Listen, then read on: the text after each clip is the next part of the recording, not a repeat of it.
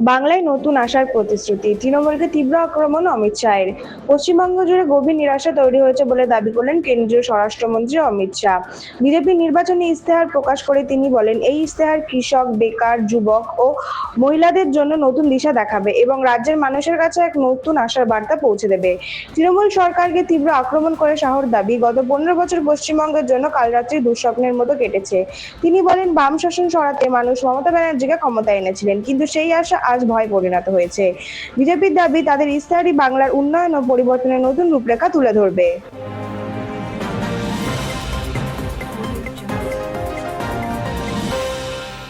Greater Kolkata উন্নয়ন ও মহিলাদের সংরক্ষণে বড় প্রতিশ্রুতি অমিত শাহের। গ্রেটার কলকাতার উন্নয়নে বিশেষ পরিকল্পনার কথা ঘোষণা করেন অমিত শাহ। তিনি জানান, শহর ও পার্শ্ববর্তী এলাকায় পরিকাঠামো উন্নয়নে একটি আলাদা ব্লুপ্রিন্ট তৈরি করা হবে। পাশাপাশি পুলিশ সহ রাজ্যের সব ধরনের সরকারি চাকরিতে মহিলাদের জন্য 33% সংরক্ষণের প্রতিশ্রুতিও দেন তিনি। বক্তব্য রাখতে গিয়ে মহিলাদের নিরাপত্তা ইস্যুতে মুখ্যমন্ত্রী মমতা বন্দ্যোপাধ্যায়কে কটাক্ষ করেন তিনি।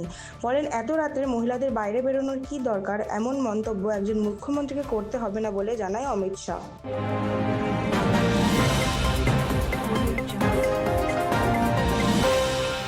মমতার তীব্র আক্রমণ বিজেপির বিরুদ্ধে, ভোট না দেওয়ার আহ্বান। বিজেপির বিরুদ্ধে কড়া আক্রমণ শানালেন মুখ্যমন্ত্রী মমতা বন্দ্যোপাধ্যায়। তিনি বলেন, বিজেপিকে ভোট দেবেন না, কারণ তারা বসন্তের কোকিলের মতো, কিছুদিন পরেই উড়ে যাবে। বিজেপি ক্ষমতায় এলে সাধারণ মানুষের খাদ্য, বাসস্থান ও আশ্রয়ের মতো মৌলিক অধিকারও কেড়ে নিতে পারে বলে দাবি মমতা বন্দ্যোপাধ্যায়ের।